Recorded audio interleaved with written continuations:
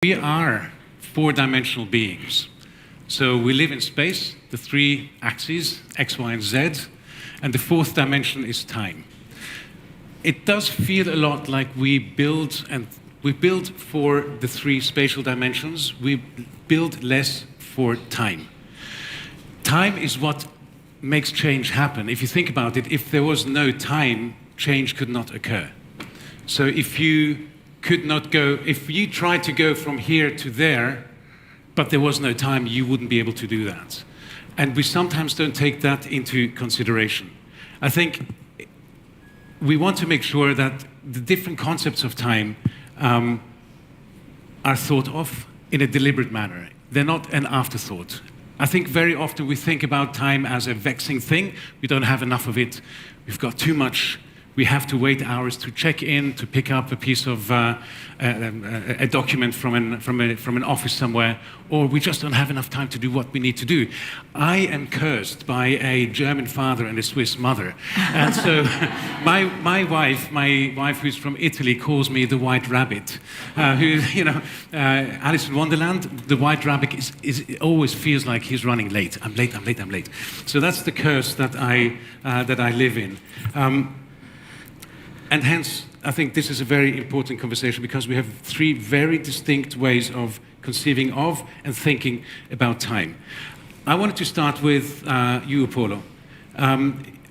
Again, congratulations to the Pacific community for the award received yesterday with the Pasifika Futures Report.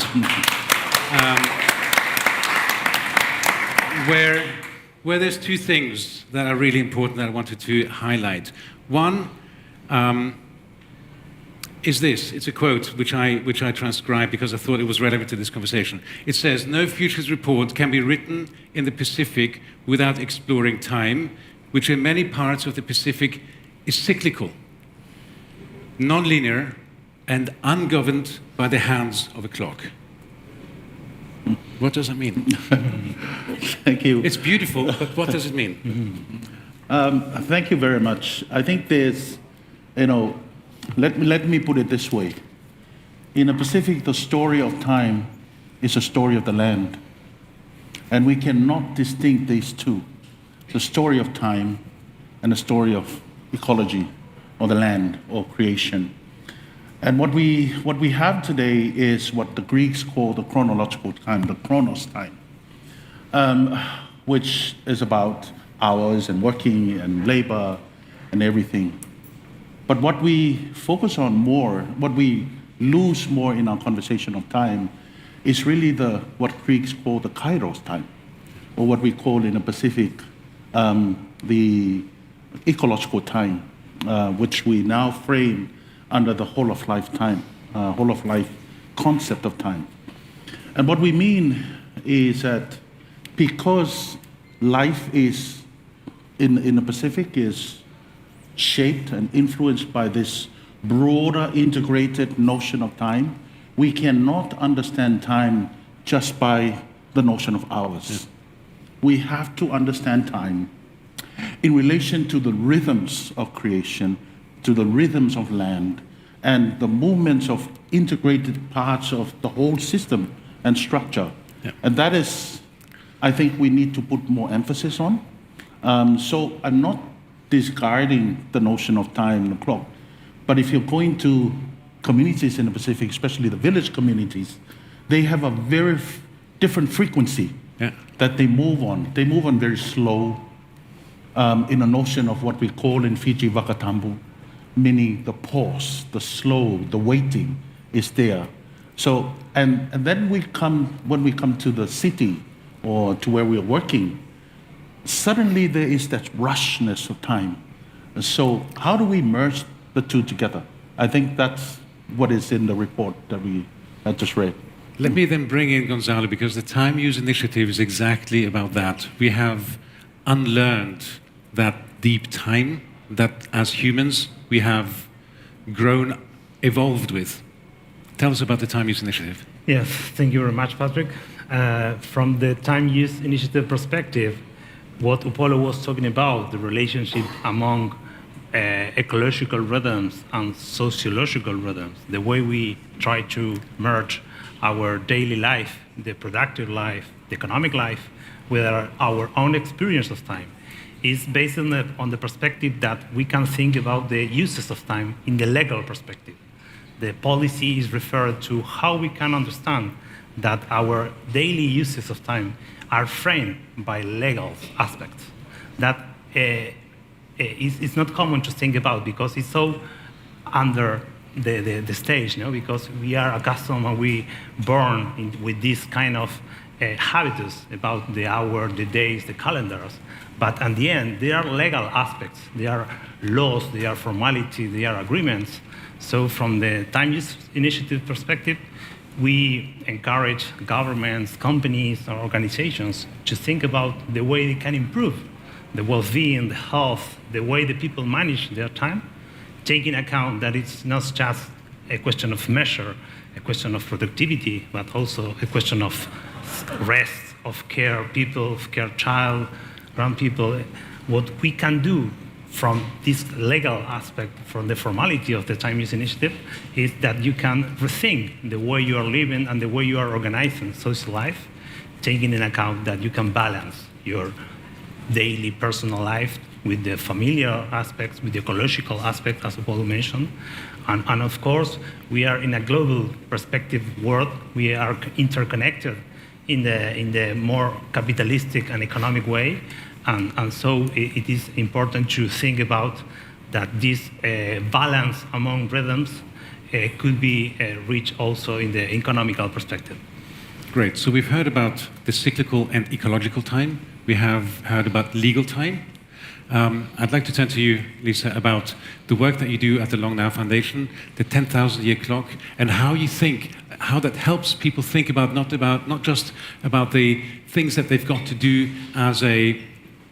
on a daily basis and in their social organization, but what does the work you do mean for us as a culture? Yeah.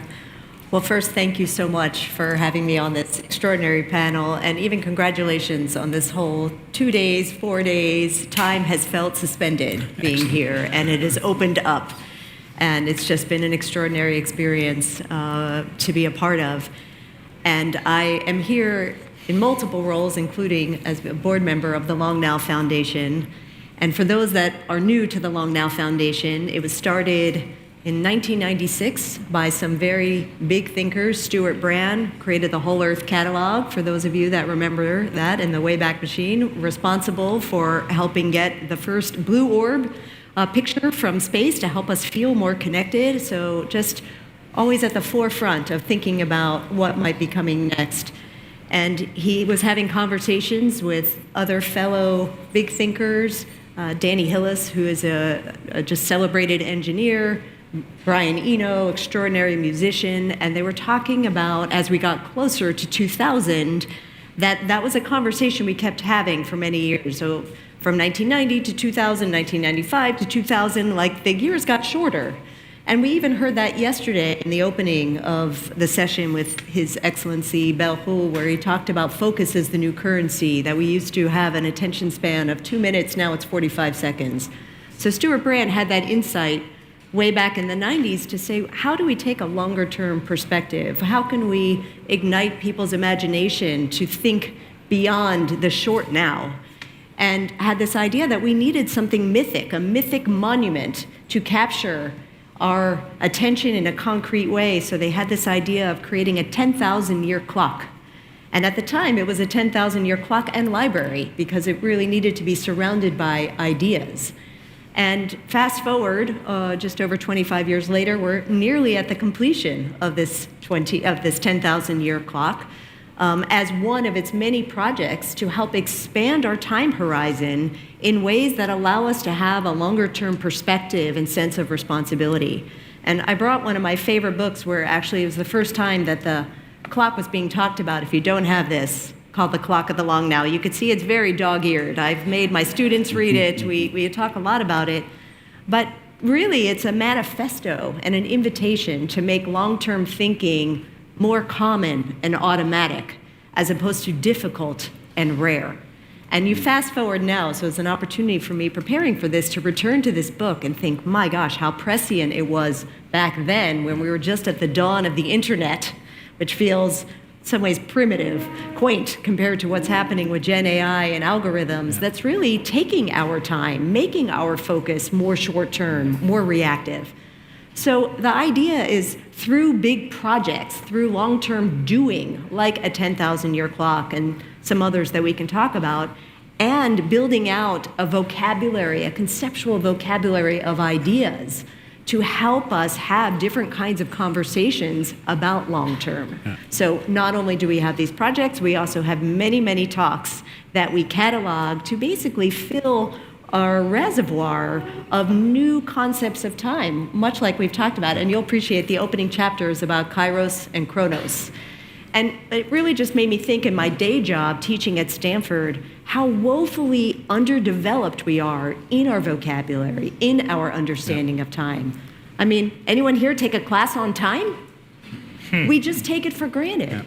And yet, if we don't have ways of being intentional about it, of saying how have systems and structures been organized to make time happen to us, to make us think that time is money, which we know it's not, then it's being taken from us. And we know that there's many things that's uncertain about the future. One thing that's not uncertain is that time will continue to pass. And if we're not more intentional about how we think about it, then we lose it, and then we won't get it back. So I'm very excited about the work we're doing, about helping more people take a step back and say, what is a longer-term perspective? Upolu, to pick up on Lisa's point, how do we get this back? Because you talk about the time concepts in the Pacific Islands, the ecological time. These are things that are innate to us, but they're kind of very much humming in the background. We've lost that. Yep. How did we lose it? How do we get it back? Two responses to that question, Patrick. Is one, we have to build a new philosophy of time. The Western philosophy of time was developed around the idea of immutability and permanence. And that whole notion is that it has the implication where time controls us. And that's what I mean by the quote that you read. So if we have to move beyond the idea of mutability and permanence of time, we have to have a philosophy that moves, that is more flexible, that's about potentiality, that's about openness in the future, which is why we published this book on whole of life philosophy, whole of life way. It's called the Whole of Life Way. And in that book, it explains how the indigenous peoples of the Pacific deal with many issues, especially from the issue of time. And that is, for me, is very important. Let me put this in a little bit of nutshell when I talk about the indigenous philosophy of time. In a chronological idea of time that the Western philosophy has, is that we start with the past, the present, and the future. And that's how it goes. So we always look at the past as a past event or memory that has passed us, and then the future as in the whole of lifetime and in ecological time, is that there are movements of the past and the present, and the future to the present. And that's why many language in the Pacific, for example, when they talk about their language for the future, is the language for the past. And the language for the past is the language for the future. Therefore, means that when you start talking about the future, you're actually talking about the past. So that kind of integration of time is very critical for us. And that is why many of the indigenous peoples around the world, it's not just the Pacific, many indigenous people around the world, when they talk about the future, we have to focus on the present. We cannot kill the present or compromise the present in order for the future. Present is everything. Because at the present, the past and the future are at the present. And that whole notion of time moving as an integrated whole, we move together with the present and the future. And that notion of, that potentiality comes out of that. That's one. Okay, let me just very quickly stop you there. I don't know about you guys in the audience. To fully appreciate what Upolu is talking about, I feel I have to unlearn a lot. I've grown up with a very linear concept of time. I've grown up with the past being the past, the future being the future, and us being right here, right now, often not so present as we'd like to be. But the notion that you have explained, where you're talking about the past by talking about the future and vice versa, is that whole circularity, and it makes a lot more sense because it collocates, it positions you exactly at the point of responsibility that you also have to future generations and the kind of reality that you have inherited from the past. So I think it makes a much more organic, it makes much more organic sense for us to think in that way. But it requires a lot of unlearning. I just wanted to pause there for a moment and make that point. So to your second point. So that relates me to gives me to the second point that I was about to, and it's all about relationships. It's all about responsibilities. One of our colleagues in the Pacific, Augustino Mahina, a philosopher himself from Tonga, has developed a concept of time called the tā. And the tā is rhythm, tā is time. And va is space, it's about relationship. You cannot treat time outside of space and time. You cannot eliminate relationships, space, the moment that we focus on just rhythms, on just the ta, it means that we become individualistic. The ego comes in. And that's where the whole idea of immutability comes in, because we focus on an individualistic self. The whole of life philosophy of time is that both the ta and the va in the Pacific is about relationships. It's about ethics. It's about responsibilities towards. And I heard that in the first panel this week, talking about the main question now is not really what is the future of AI, but what is the future of being human. Because the whole idea of technology is that we are focused too much on the ta, on the rhythm of time. We less focus on the va, the relationships, the responsibilities that we have. Because the va, informs and manages the ta. And that's where the ethical responsibility comes in. That's why in that notion of time, ta va is it a beating, the rhythm that we have? But it's a rhythm that includes all other relationships. Ta, you cannot just refer to yourself as a ta and va. You have to have the other person. You have to have other communities in order for the ta va to work. Gonzalo, on the va part. VA, va. VA, va. Relationships, space, and time. Those are exactly the elements of the Time Use Initiative, no? Yes, of course, yes. I really love the conception of time they have in the Pacific. And we were talking before with Upolu the importance that local temporalities have in this discussion. No? How we can learn from local ideas of time to rethink the hegemonic idea of time that he expressed as the Western temporality, no? So yes, for the Time Use Initiative perspective, we have the notion of the right to time, no? The right that people have to access to this balance of the use of time, that connecting with what he was saying is the balance among past and future.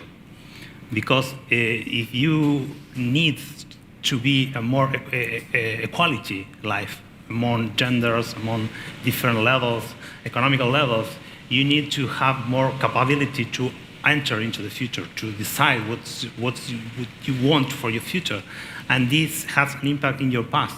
And not only in your near past, it's the long past and the long future also, connecting what Lisa was saying. So we are talking like we need to express this new temporality, these ideas of time, in a more formal aspect that impacts in our regulation of our daily lives. And I think that it has not only impact in our personal aspect of the experience of time, but also in the intergenerational aspects, because we are thinking in the long term, the future, because we are taking care of the ecological aspects of the planet, of the soil, of the water. But this means that we are respecting our traditions, our ancestors, our trajectories. So this is my idea of how we can balance the becoming, no? The present, taking account that we need the presence of the past and also the presence of the future. You're talking about connecting the past and the future. we're talking about things happening at different speeds. Lisa, the pace layers, naturally we're going to gravitate to that. Yeah. Can you talk to us about the pace layers? Because I think this is what the conversation is all about. What do they mean to us? And the second unrelated question, but I think equally important to that, is how do people react when you say, we are building a clock that's going to run for 10,000 years? What does that mean, even? It's so fun to get people's reactions to that. I mean, from what? A 10,000-year clock? To wonder, to even when people get antagonistic, that would never work. It wouldn't last behind 4,000 years. And then you think, when's the last time you've talked about 4,000 years? So even just having something as concrete like that as a conversation starter to have a different conversation about time. And it is worth noting about why 10,000 years, and I think it was Peter Schwartz, who spent a lot of time in shell scenarios before starting Global Business Network, which is where I started to do my futures work, noted that that's when the Ice Age ended and a new civilization was beginning. So you've been looking at not just a frivolous year, but marked on some long history to help extend our future. And I just want to go back to, Patrick, something you said earlier in the intro, which is this idea of it's not just time, it's change over time. And not all change happens at the same pace. And that, again, is a literacy that we can develop, new ways of thinking about how change happens. And when we're so reactive, again, with our attention spans being so divisive, everything feels like an emergency. Everything feels like it's changing all at once. And it makes us feel agitated. My colleague, Scott Dorley, the creative director of the D School, he says, our nervous systems are nervous. That's a hard place to be when we're trying to be imaginative, reflective, take a beat, when we're stimulated all the time. So the pace layer model was something that Stuart Brand had thought of coming off of a book he wrote called How Buildings Learn. And one of the things he learned in that experience of trying to understand the built environment and its place with civilization, maybe we could think about it in terms of this museum and how rapidly things have changed, is that buildings don't change all at one time. I was amazed yesterday morning when they turned the keynote into workshop sessions in like 20 minutes. I thought, no way. But again, take out chairs, put in tables, all of a sudden you have different functionality.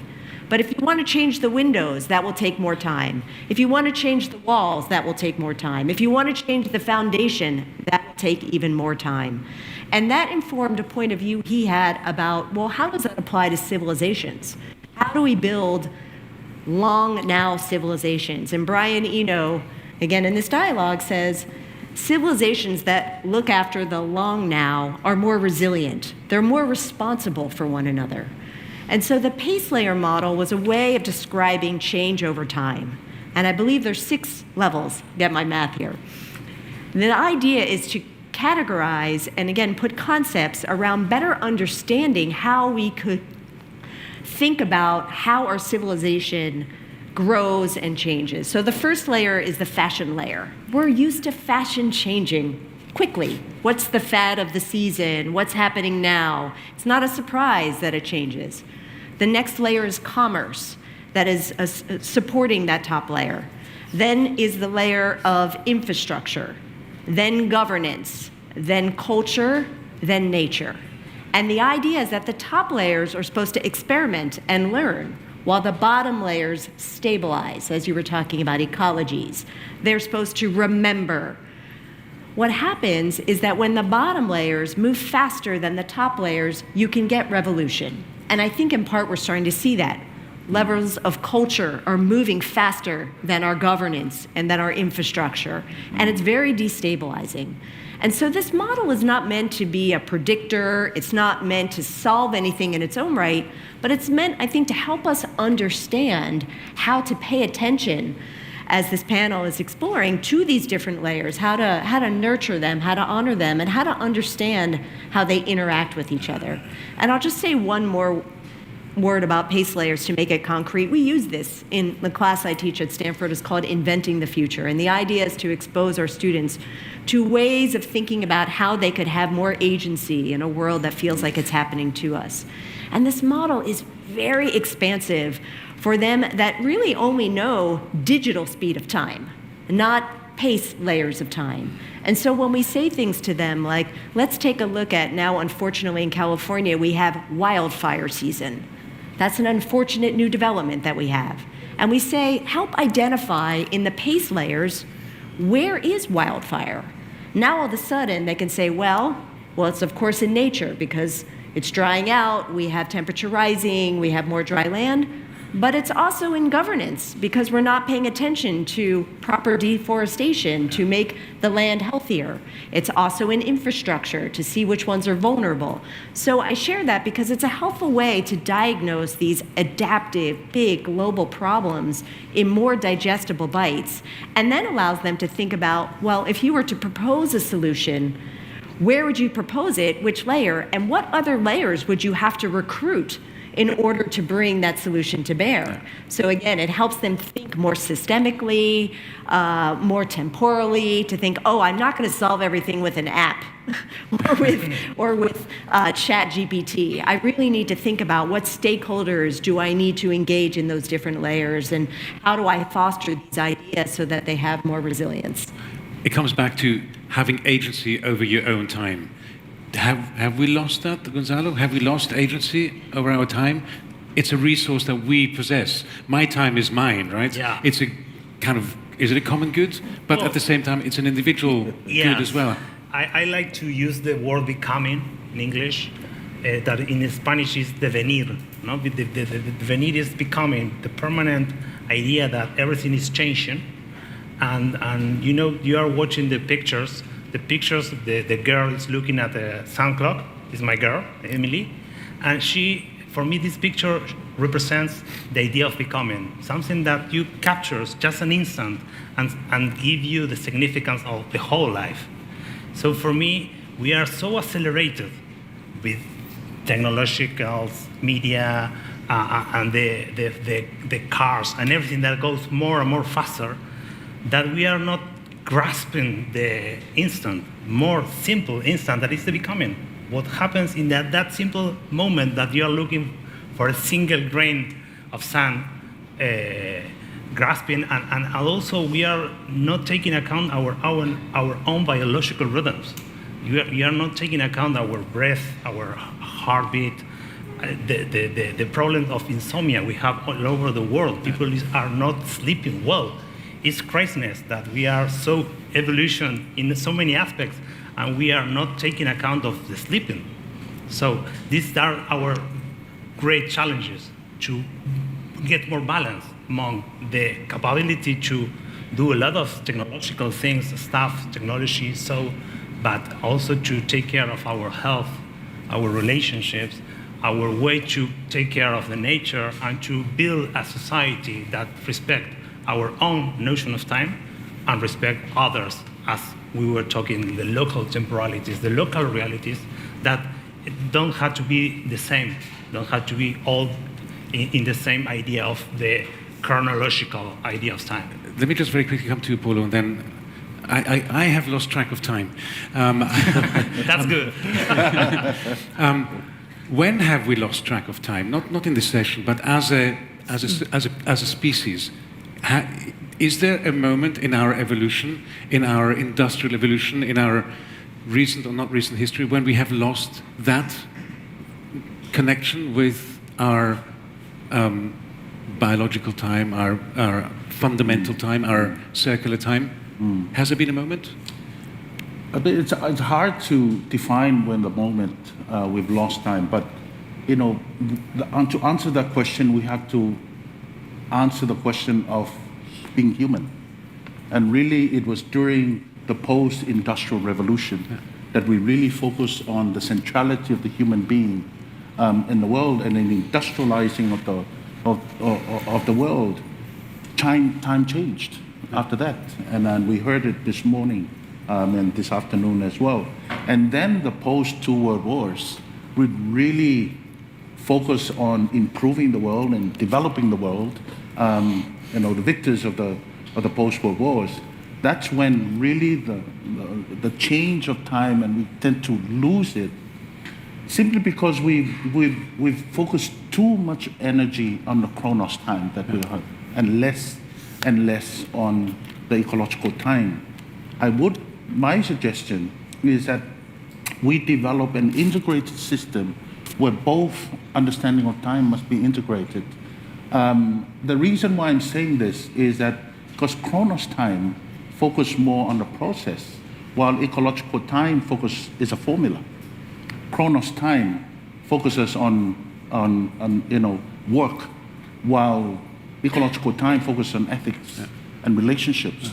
And you cannot disintegrate those two systems together, which are central to time. We are struggling in the Pacific in terms of climate change. As we speak, communities are literally relocating from their previous communities into new lands and new villages that they are creating. And the whole idea of the ecological time is that Chronos time believes in Western psychology, believes that memory is stored in the brain. In ecological time, memories is not stored in the brain. Memories are stored in the land. When you lose the land, you lose that memory altogether. Yeah. And that is why it's very important that we focus on both the Chronos and the ecological time in order to recapture and reinvent in what is very important. What I'm saying is that yes, we know time, we know development, we know everything about time. We know less about the ethics part. Okay. Being human, being responsible. And I think we're now living with the consequences of having departed from the understanding of ecological time. They're having to relocate peoples from their islands is exactly the result of having moved from ecological time to chronological time. But you all have been sitting very patiently. I don't know how much time I still have on this session, but I'd like to open for questions. I have one hand up here and one over there. If we have microphones, and as the microphones make their way, I'll come to Lisa.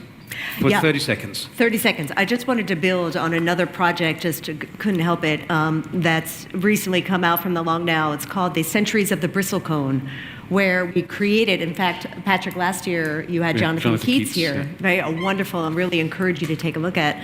And about 10 years ago, wanted to understand, could we conceive of time in this more natural way, and can we learn from the land?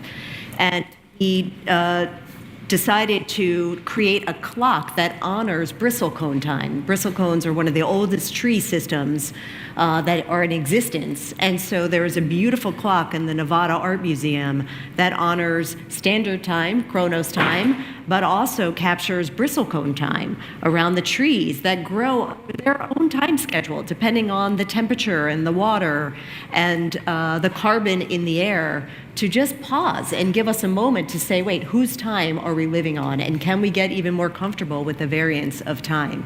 So encourage you to take a look at the Bristlecone Project and ask yourself, am I working on bristlecone time? That's very helpful. A very good ecological time example. Can you please introduce yourself very briefly and then point a question? So my name is Chandrika Datt. I'm from Avasant. So my question is, are all of us, individuals sitting here, are we time travelers? Which means, are we jumping from one dimension to another, depending on the decisions we take throughout the journey of life? Like, do we do dimension jumping with every decision we take? Did you get the question? Can you rephrase the question, please? So the question is, are we actually time travelers? Which means there are multiple dimensions, right? So time is not linear, as you suggested, right? So there are like multiple dimensions. Do we keep quantum jumping from one time to another time, depending on the decisions we take throughout our life? Like maybe in another dimension, I'm a doctor. Lisa, you're smiling. You have an answer for this. I think the essence is, are we time travelers? Is that the question? And I think we are time travelers to the extent that we are open to learning about our generations that have come before us and the generations to come. I'm not sure we jump at it like there was a Back to the Future reference by Florence yesterday morning, quite in the DeLorean. But I think the more open we are to understanding our past in a wider lens actually helps then open our funnel for imagination on the prospection side. And Upolu, I was thinking about, as you were describing the ways that we might get more in touch with the kairos and the ecological time for all of us to consider is leaning into our practices of reflection in order to inform prospection, that those work as a continuum of system of what we get exposed to and what we allow ourselves to imagine. And the idea of dreaming in the future is a form of time travel in some ways, of the future that we might want to bring to life. And learning about our ancestors is a way of understanding what has happened before us. But with that, again, comes a sense of responsibility on both sides. Thank you. Upolu, very briefly. The notion of time travel, we're not familiar with that in the Pacific. What we are familiar in the Pacific is that some of the things we take our notion of time from navigation. So when we see the compass that guides us. In the navigational wisdom of the Pacific is that the compass is not in our hand. We are in the compass. The world is a compass. So and that compass is made up of multi-dimensions. Ocean, land, economy, everything. And you switch around in that compass, you are actually moving from one dimension to another dimension.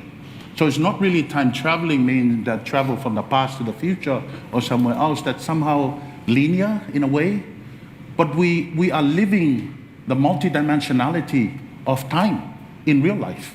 When we move from the land to people to communities to the city, they all have different dimensions because us human beings are multidimensional beings. And it's in us and it's outside of us. That's the whole idea of, just to respond to that from a different perspective. And I think it speaks to the pace layers. This thing exactly speaks to the pace layers. There was another question here. Who was, the lady behind, Gabriele, and then at the very back. Thank you so much for your talk and your shares, your perspectives. My name's Makita, and as an Afro-Asian futures practitioner and emergent scholar, I'm really curious how we can reconcile varied worldviews around time, especially when we're experimenting and working with innovation. Futures work, which I like to call futures play because I don't want to perpetuate legacies of labor. But when I think about, for instance, institutions that are impatient with iterative efforts, or I think about infrastructural support that funds on these return of investments, I'm curious how we can shift metaphors from return of investment to return of interrelationality, or return of imagination, or return of innovation. Thank you very much, Madam. Who would like to take this? I'll share in the pictures that you're seeing about, thank you for that question. It's a beautiful question, and even the reframe of work to play is so powerful. Our master design program at Stanford is a 2-year program.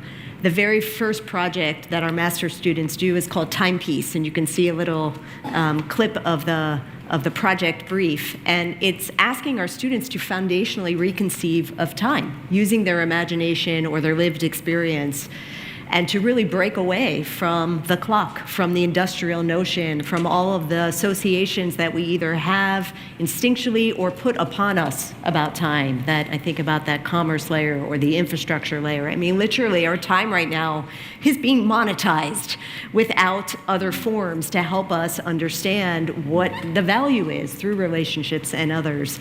And Gonzalo, I was smiling, first of all, knowing that that picture was of your daughter. That makes me so happy to know. But there are a couple of examples of some of the reconceptions of time, and one of them is also on the hourglass, and it's called Our Time, OURTIM, by a student named Leah Everest. And she wanted to capture, in some ways, the experience and kairos of time, where you would listen to stories of people talking about when time stopped or when time sped up. And they would take sand and put it, you could see it as the student with the pink hair, in these beautiful different structures that would dictate how fast the sand would go down. And the thing about it is that there's no bottom, representing that these moments and memories, they fall through. So just one way of really helping us reimagine the value of our time that's dramatically different than how we think about it, by the clock, by the moment. And I'll just share another one that I absolutely love, getting back to just how much our time has been commercialized. Another project was called Thank You for Your Time. And the idea was you would pick up your phone and you would scroll down, and you would stop and scroll down, and at the end of a scroll, you would get a receipt that would itemize how much time you spent per item with a dollar associated with it. And you say, oh, you spent a couple extra seconds on that cooking video or on that thing. And at the bottom, it tallies what the cost was of your time. And this is my favorite part. I think you can see it in the picture. It says, no refunds, no returns. Can you imagine if every day we got reminded about where our time was spent and the value we got out of it in a way that really changes how we think about where we're spending it?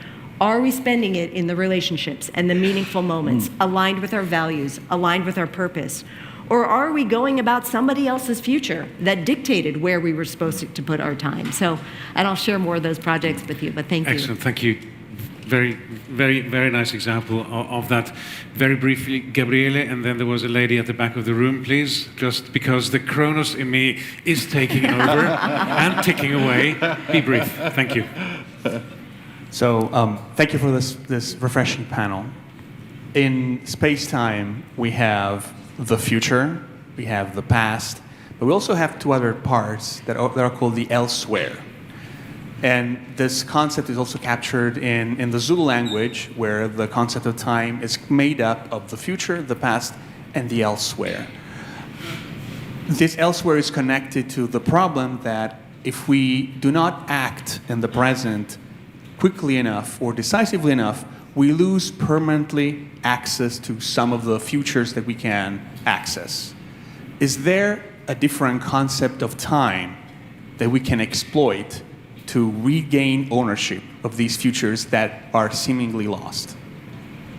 Who would like 30 seconds on this? Okay, I can. Gonzalo, thank you. Well, I can also think that, respond to that. it's a great question. I think that the big challenge we have today is that when we are discussing the concept of time, we are discussing the new ideas of the future. And maybe the problem we have today is that we are so accustomed to the linearity of time that we are thinking that future is just at the end. And we are not familiar with this idea that future is in the present. The concept I mentioned before, the presence of the future, is when you feel that the future is in you, with you, and not just a dimension that will happen.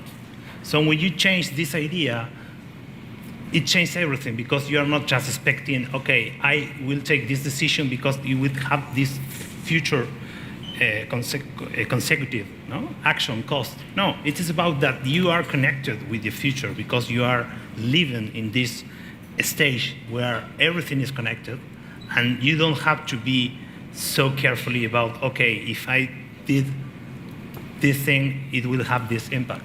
So my proposal in this direction is we can start thinking different about time. If we have the capability to be not so strict regarding this idea of the linear and the sequential idea of time, that, it is very connected with what Lisa was telling about the notion of time is money model, no? The idea of why we are always thinking about that time is a resource. We don't have any proof that time is a resource. When people say, I don't have time, for example, my answer is, okay, where was the time? If you don't have the time now, where was the time? You have the time, it's in the pocket, it's in the wallet, where's the time? Nobody has time. So you can't lose what you don't have. So this is a very simple example that we are so familiar that time is a resource that we live in this framework. So my idea and the title of the book is Time is Not Money, because it's the idea to start thinking differently, that we are not a resource. We are not just a matter that we can divide into pieces. We are an entity, the same entity as we are connected with other humans, with the nature. And if we start looking that the processes, our decision making will have different results. Just 5 seconds. 5 seconds. Yeah. 5 seconds. I just want to point you to a First Nations Australia notion of time. It's called every when. The question is not about what is time, it's when is time. And it's very important because it connects to what you're saying. That's the first point. The second point is in relation to the loss of what is ever in the future. Many of indigenous communities, including the Pacific, we don't see things as lost. It's sleeping elsewhere. It's sleeping alongside us. It's just a matter of awakening those what we call lost. But it's sleeping in and around us. But it takes initiatives and it takes a movement to awaken some of these what we call lost stuffs in the future. Thank you. That was exactly 5 seconds. Last, the lady at the back that I had identified earlier, who was that? So, Okay, hello, my please name go is ahead. Yana. I'm from Romania. And my big question is, when we live, time feels infinite.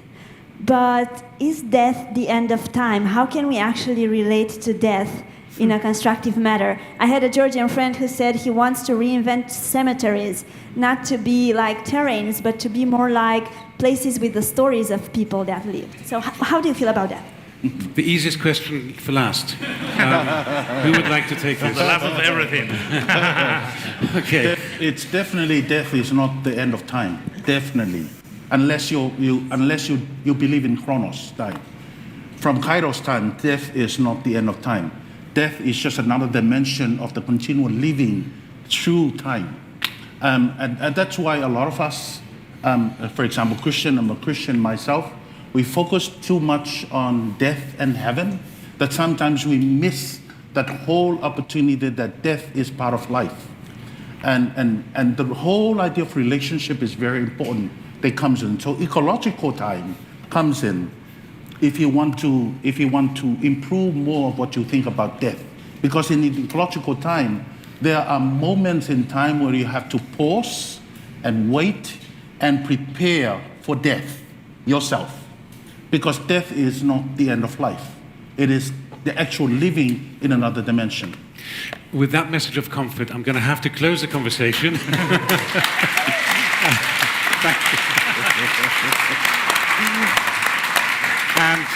And before I'm going to ask you to help me thank our amazing panelists, I would like to remind you that as we are leaving the stage, we are going to invite the president of the Explorers Club to come on stage because there's a ceremony, so to speak, happening with the flag of the Explorers Club. And I'd just like to recognize the Explorers Club as having been a fabulous partner on this particular track, which is Exploring the Unknown. You know what's going to happen after we step off. Before we step off, I'd like to really thank you for having created this moment in time, which was Kairos. Yeah. It was not Chronos, despite me. It was Kairos. I have learned a lot. The one thing I have learned is that I have to unlearn. There's so much more to think about the way we conceive of time. But the other thing that I want to just ensure that people come away with is that we are in charge of our own time. We own our time. It's our decision, ultimately, what we do with it, how we relate to it, and what kind of relationships we build with it and everyone around us on the aspects of time.